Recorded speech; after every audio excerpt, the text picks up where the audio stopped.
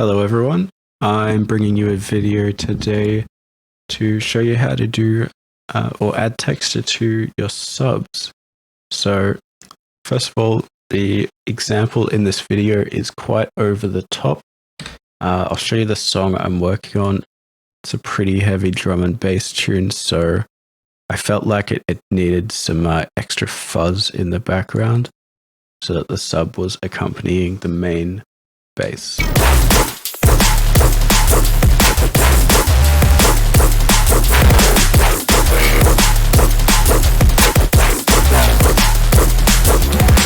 So yeah, we've obviously got that main bass, it's more rhythmic. Then this sub is in the background.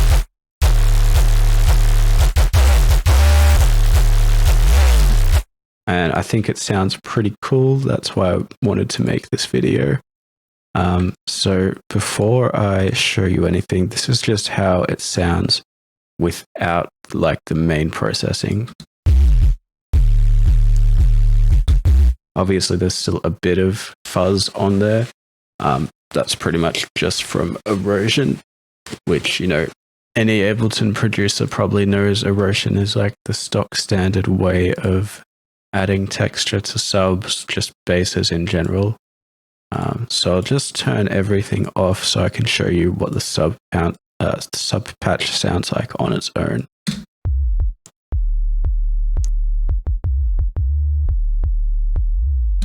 Now, if you're listening on speakers, that's probably barely even audible.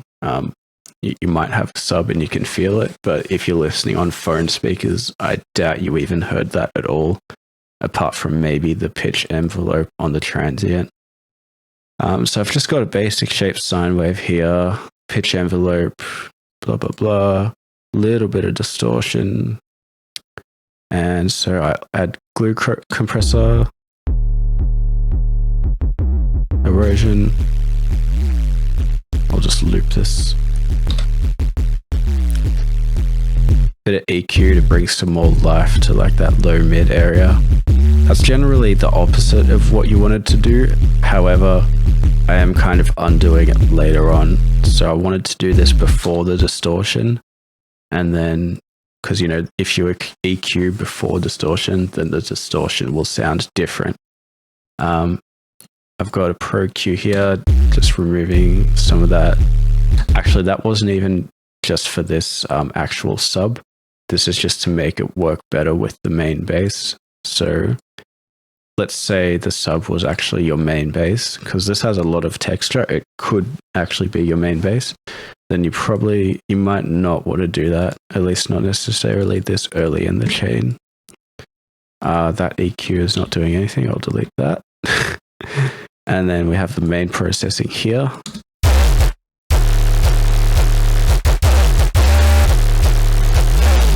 Now you can hear it sounds nice, but it's very thin. It's very mono.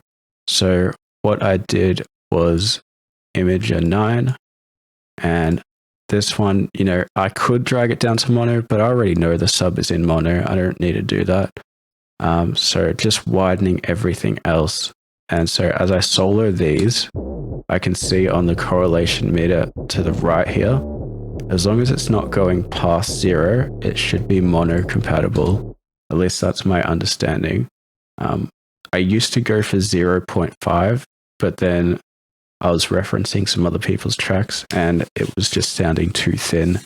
So I was like, okay, can I push this more? So I analyzed some people's tracks in like an imager.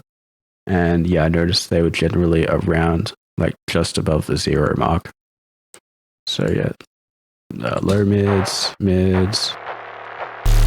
highs. EQ8. Alright. So let's show you the main gut of this sound.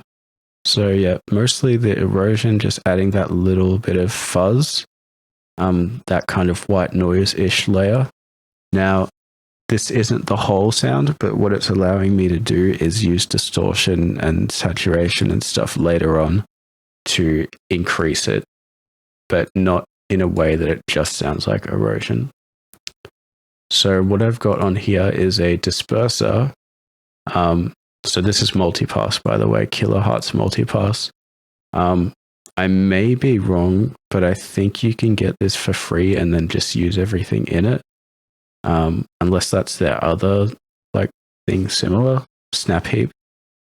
Actually, I think it's just Snap Heap that does that. But anyway, so I've got Multipass. Absolutely nothing on the low end. And then on the mids and highs, I've got disperser. So let me just, oh my God.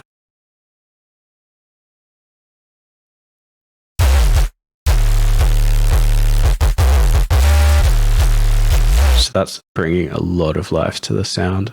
You definitely would not want to put disperser on the low end. And then I used to have a comb filter and a chorus here because originally I was trying to make this bass into like a neuro bass, but it just wasn't working out. It was conflicting too much with the main bass in this track. So I could re-enable these for you now, but it would sound like absolute trash because of all the other changes I've made afterwards. So distortion was what's next. So that's just bringing up the fuzz, saturator. I should show you the settings as well. Driver set like 10, pretty much everything else is just default on there. Saturator.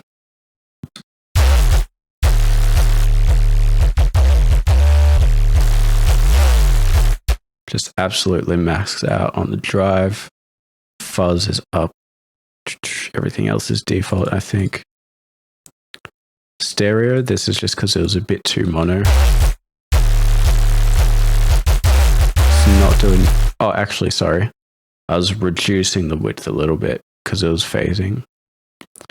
And phase distortion, again. Now this one, yes, it is bringing up the fuzz, but I feel like it's also adding its own character. That's the thing I love about phase distortion.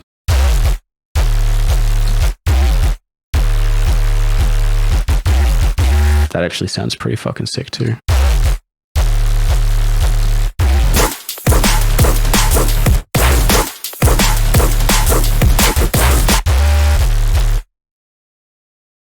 And so we've just got some EQing here.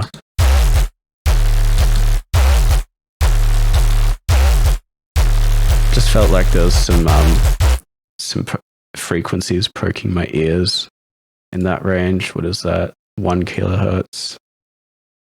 And then another one just to like bring up some, bring some meatiness to it, and then also remove some of the harsh high end.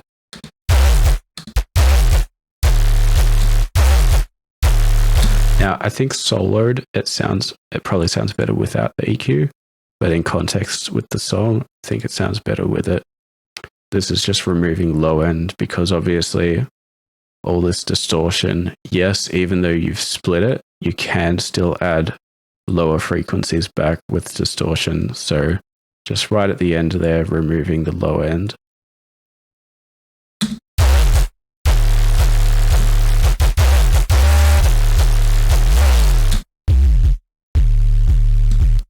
So much more aggressive, much more present in the mix, if that's what you're going for.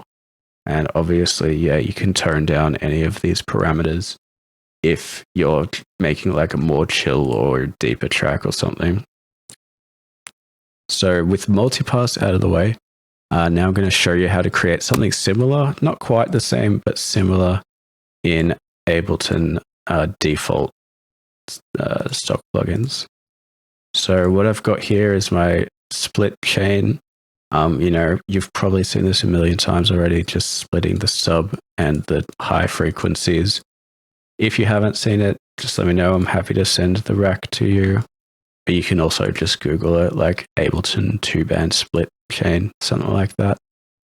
So first I've got the phase disperser knockoff plugin, or rack rather. It's literally just a bunch of EQ3s with slightly different settings.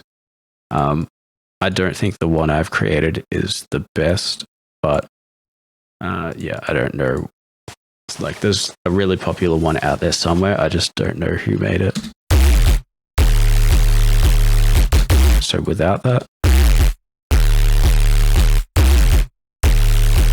so just a little bit of extra texture, saturator,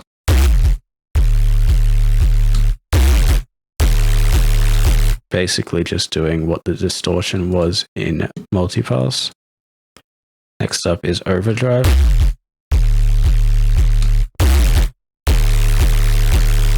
And that's kind of like saturator, or like doing what it was doing in Multipass. And I decided not to add anything in place of phase distortion because I felt like this was already enough. Like any more distortion, it just would be way too much.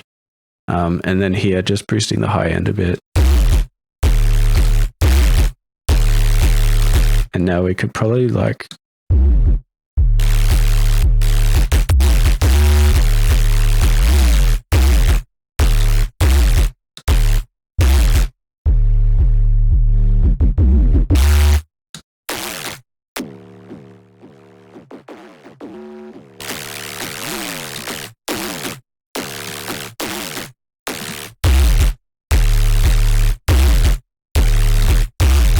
there we go. That sits a little more nicely. Let's have a look at the stereo field. It is quite wide, but I don't think it is as wide as Multipass was.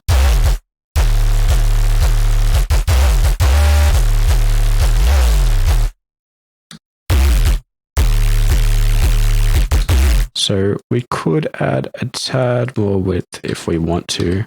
I might just go, actually, yeah, this is an Ableton only one, so I'll just go with utility.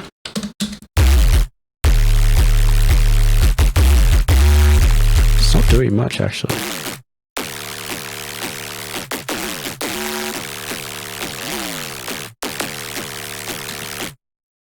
I guess it's because of that.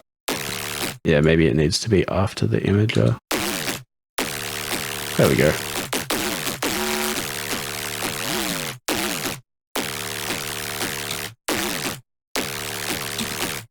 Yeah, so there you have it. That is, you know, some basic ways to add texture to your sub. But yeah, I hope you guys took something from this. If you want the Multipass or the default Ableton racks, they will be available on my Patreon. The link will be in the video description below. Yeah, hope you have a nice day. Peace.